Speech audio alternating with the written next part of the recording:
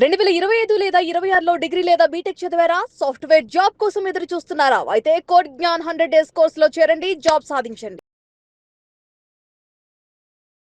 నమస్కారం గణేష్ గారు. నమస్తే అండి. భర్త తన భార్యని ఎక్కువగా చులకనగా చూస్తారు. చులకనైపోయాను నేను నా భర్తకి అనేది అటు భార్యల్లో ఈ ఫీలింగ్ అనేది ఎక్కువగా ఉంటుంది సార్.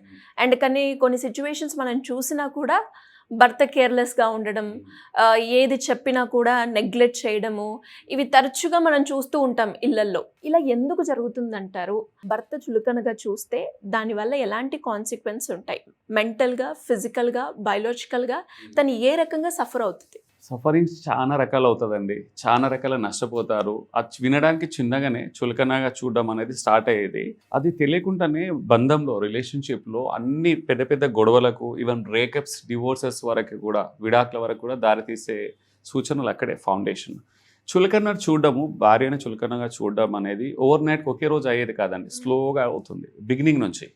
దానికి కారణాలకు వెళ్తే మొట్టమొదటిగా ఇప్పుడు ఏంటంటే భార్య కొంచెం అన్కండిషనల్ లవ్, ఓవర్ గివింగ్ ఇచ్చినా, తను కొంచెం ఇన్ఫీరియర్గా ఉన్నా, తను అసెప్టివ్గా లేకున్నా, తను సంపాదించకున్నా, తన కాన్ఫిడెన్స్ తక్కువ ఉన్నా, లేదా భర్త కొంచెం సుపీరియారిటీ కాన్ఫ్లిక్ట్స్ ఉన్నా, డామినేటివ్గా ఉన్నా, కొంచెం అథారిటీ చూపించాలన్న భర్త ఉన్నా, రకరకాల రీజన్స్ ఉంటాయి, చాలా రీజన్స్ ఉంటాయి.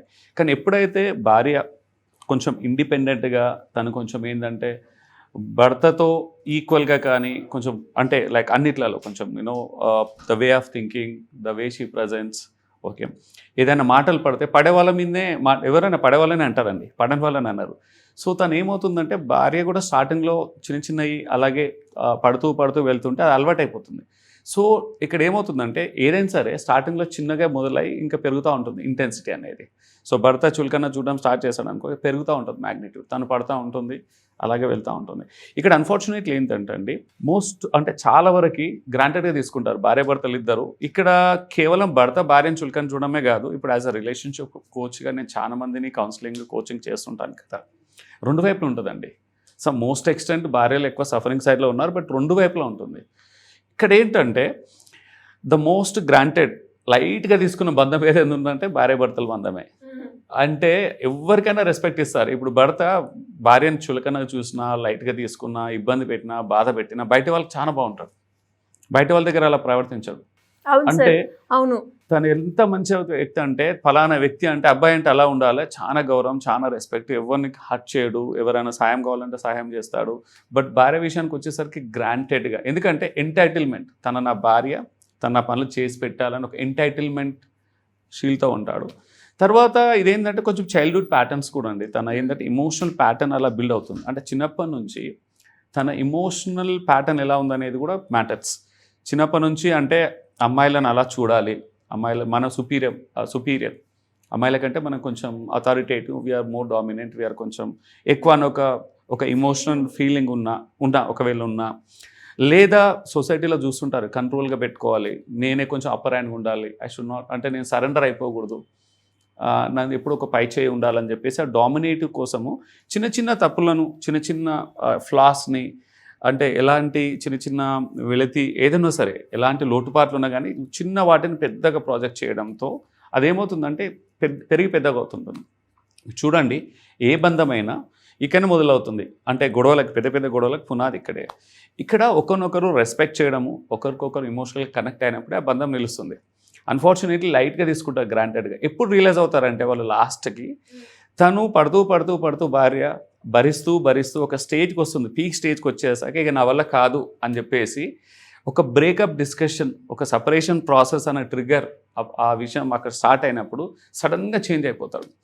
ఈ స్టేజ్కి వచ్చేసరికి భార్య ఇంకా ఆ స్టేజ్ నుంచి వెళ్ళిపోతుంది. ఇంకా చాలు, నేను ఇంకా అంటే నేను కన్సిడర్ చేయలేను, ఇక నేను భరించలేను. భర్త మారాలని ప్రయత్నించినా అక్కడ భార్య ఒప్పుకోదు. ఈ స్టేజ్ దాటిపోతుంది అనేది ఎలా తెలుసుకోవచ్చు సార్ భర్త? అంటే తను రివర్స్ అయిపోతే మళ్ళీ యాక్సెప్ట్ చేయని సిచ్యువేషన్లో ఉంది అని అన్నారు కాబట్టి, ఇంకా నేను ఈ బార్డర్ దాటితే అది రిలేషన్షిప్ బ్రేక్ అయ్యే అవకాశం ఉంది అనేది ఎలా తెలుసుకోవచ్చు? యాక్చువల్లీ నన్ను అడిగితే తెలుసుకోవాలి, చాలా ఇంపార్టెంట్. కానీ ఆ పరిస్థితి అసలు మొదలు పెట్టొద్దండి హెల్తీ టర్మ్స్లో అయితే. ఇప్పుడు చూడండి, ఎప్పుడైనా సరే చులకన తీసుకున్నప్పుడు భార్య హర్ట్ అవ్వడము, తను ఫీల్ అవ్వడము, సైలెంట్ అయిపోవడము, ఒక్కొక్కసారి మొరబెట్టుకోవడం, డైరెక్ట్ చెప్పుకోవడం, మనసు విప్పి చెప్పుకోవడం, నాకు నచ్చట్లేదు నలుగుట్లో. ఇది ఓకే, చులకన చూడడం అనేది వాళ్ళిద్దరి మధ్యలో ప్రైవేట్గా చులకన చూడడం అదొకటి భరిస్తారు. అందరి ముందు, వాళ్ళ పేరెంట్స్ ముందు, అత్త మామయ్యల ముందు, చివరికి పిల్లల ముందు. ఇప్పుడు భార్యకి భర్త రెస్పెక్ట్ ఇవ్వనప్పుడు పిల్లలకు రెస్పెక్ట్ ఇవ్వరు. బయట వాళ్ళ దగ్గర, ఇరుగు పొరుగు నేబర్స్ దగ్గర, సోషల్ సెటప్ ఫంక్షన్కి వెళ్ళినప్పుడు, ఏదైనా సాంఘిక సెటప్ ఫంక్షన్స్కి అక్కడెక్కడ వెళ్ళినప్పుడు అక్కడ కూడా చులకన చూడడం, జోక్స్ వేయడం, క్రాక్ చేయడం.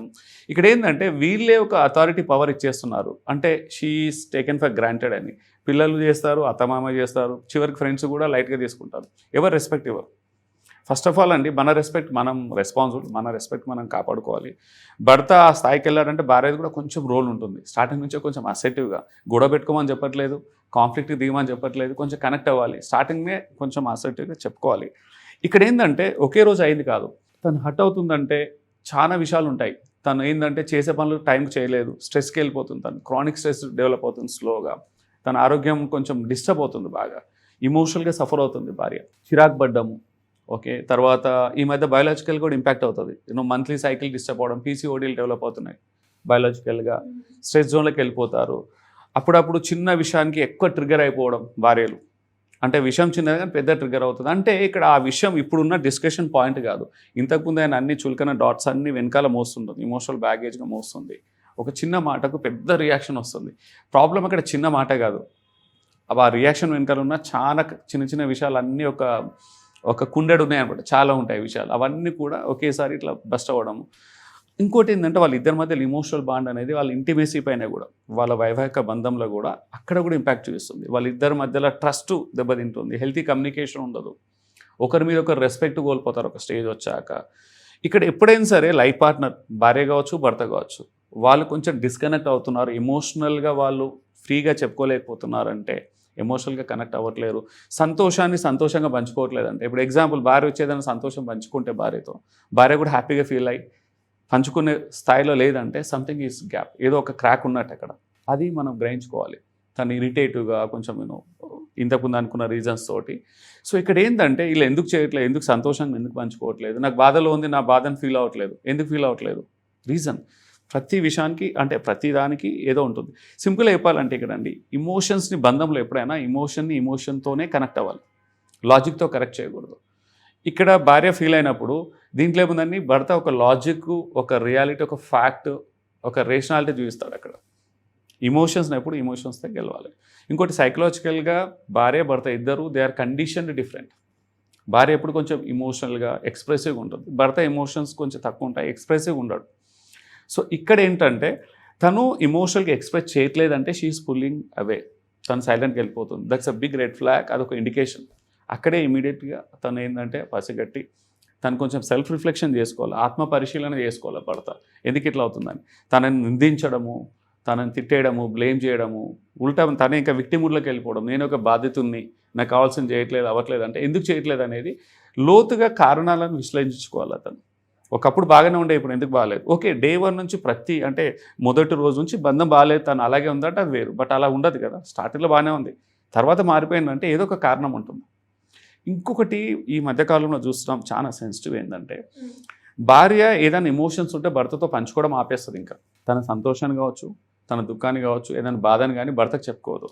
సో తనకి ఎమోషనల్ సేఫ్టీ అనేది లభించదు అక్కడ. ఎమోషనల్గా తన ఒక సేఫ్టీ అని ఉంటుంది కదా, షీల్డ్ తనకు గడపదు. సో తను ఏంటంటే తన స్నేహితులకు, వాళ్ళ అమ్మ నాన్నకు, లేకుంటే ఇంకేమైనా ఆపోజిట్ జెండర్స్ వరకు కూడా వెళ్ళొచ్చు. అందుకే మధ్యలో చూడు ఎక్స్ట్రా మ్యారిటల్ అఫైర్స్ కూడా ఇదే పునాదండి. విడిపోవడానికి, బ్రేకప్స్ అవ్వడానికి ఎక్కడ తనకు వ్యాలిడేషన్ దొరుకుతుందో అక్కడ వెళ్ళి చెప్పుకుంటుంది. తన ఎమోషన్స్ని తన ఎమోషన్స్ని ఎవరైతే వ్యాలిడేట్ చేస్తారో, తను ఎక్కడ సేఫ్గా ఫీల్ అవుతుందో, తన భావాలు పంచుకోవడానికి ఎక్కడ సేఫ్గా ఫీల్ అవుతుందో వాళ్ళతో వెళ్ళి చెప్పుకుంటుంది. సో ఇక్కడ ఎదుటి వాళ్ళు జెన్యూన్గా వాళ్ళ ఎమోషన్స్తో కనెక్ట్ అవుతున్నారా, తను ఎక్స్ప్లాయిట్ చేస్తారా, మ్యానిపులేట్ చేస్తారా అనేది సెకండరీ.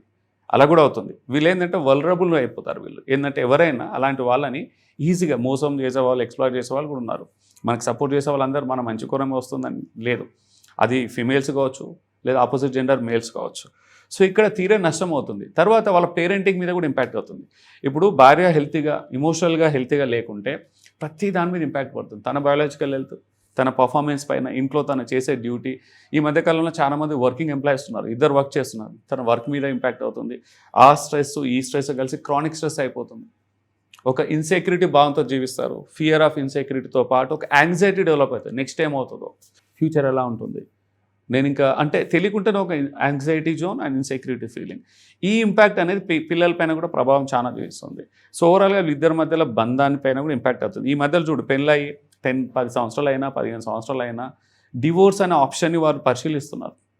ఒకప్పుడు చూసేవాళ్ళు కాదు, పెళ్ళైన 1-2 ఇయర్స్ కొత్తలో పిల్లలు పుట్టక ముందు అప్పుడప్పుడు ఉండేది. ఇప్పుడు 20 ఇయర్స్ తర్వాత కూడా టీనేజ్ పిల్లలు ఉన్న స్టేజ్కి వచ్చినప్పుడు కూడా దే ఆర్ థింకింగ్. ఇంకా కొంతమంది అయితే వీళ్ళ పెళ్లి చేసేసి ఇమీడియట్లీ వెళ్ళిపోవాలని అలాంటి వాళ్ళు కూడా ఉన్నారు. ఇప్పుడు చూడండి, 25 ఇయర్స్ వైవాహిక జీవితంలో గొడవలతో గడిపేసి పిల్లలు పెళ్ళిళ్ళు అవగానే దే ఆర్ జస్ట్ ప్రిపేర్డ్, ఇంకా విడిపోద్దామని, ఇంకా చాలు భరించింది చాలు అని చెప్పేసి.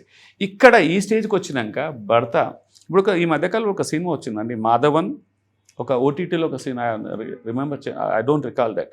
అక్కడ ఏంటంటే తన వదిన ఇమోషనల్గా ఎప్పుడు డిస్కనెక్ట్ అవుతుంది. తన అన్నయ్య ఉంటాడు, మాధవన్ హీరో, వాళ్ళ అన్నయ్య, వాళ్ళ వదిన ఇమోషన్స్ ఎప్పుడు రెస్పెక్ట్ చేయడు, ఎప్పుడు లాజికల్గా సప్రెస్ చేస్తూ ఉంటాడు, చులకన చేస్తూ ఉంటాడు, హర్ట్ చేస్తూనే ఉంటాడు. తను మంచి క్రియేటివ్గా ఉంటుంది, తన రెస్పాన్సిబిలిటీస్ బాగా పోషిస్తుంది. తనకు ఒక కూతురు ఉంటుంది, పెళ్ళిడికి వచ్చిన కూతురు ఉంటుంది.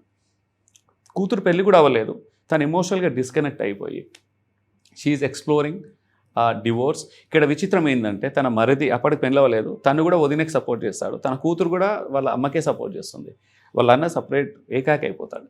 Is helpless. సో అంతవరకు తెచ్చుకోకూడదు, గోరుతో పోయేది గొడ్డల వరకు తెచ్చుకోవద్దు అంటారు కదా. బంధంలో కొన్ని సెన్సిటివిటీస్ స్టార్టింగ్లోనే మనం క్యూర్ చేయాలి. మొక్కై వంగది మానే వంగుతున్నా అన్నట్టు అవుతుంది.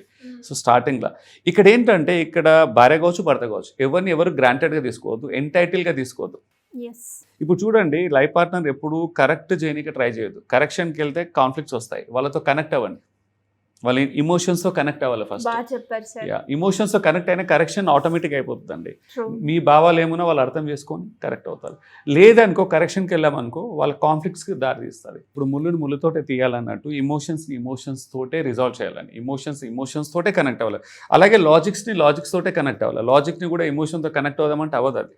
సో అది అన్ఫార్చునేట్లీ ఇమోషన్ని లాజిక్తో కరెక్ట్ చేయడానికి వెళ్తారు, అండ్ లాజిక్ని ఇమోషన్తో కరెక్ట్ చేయడానికి వెళ్తారు. రెండు కావండి. అందుకే గొడవలకి పునాది అక్కడే.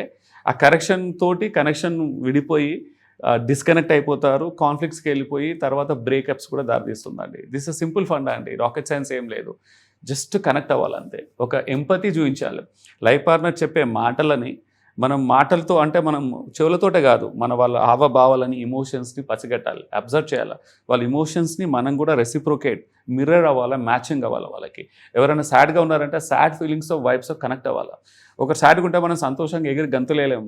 మన సంతోషాన్ని మనం పంచుకుంటే సాడ్గా ఉన్న వాళ్ళకి అక్కడ డిస్కనెక్ట్ అవుతారు ఎమోషనల్గా. That's not empathy. ఎంపతి అనేది వాళ్ళు సంతోషంగా ఉన్నప్పుడు ఆ సంతోషాన్ని కూడా హరించొద్దు. మనలో బాధ ఉన్నా కానీ బాధ పక్కన పెట్టి ప్రస్తుతానికి ఆ సంతోషాన్ని మనం సెలబ్రేట్ చేయాలి, సపోర్ట్ చేయాలి. మీ బాధను ఏదో తర్వాత చెప్పుకోవాలి. వాళ్ళు బాధలో ఉన్నప్పుడు బాధతోనే రెసిప్రోకేట్ అవ్వాలి. భుజం తట్టాలి, ఏంటి ప్రాబ్లం ఏంటి, నేను ఉన్నానులే, సర్దుకుంటానులే.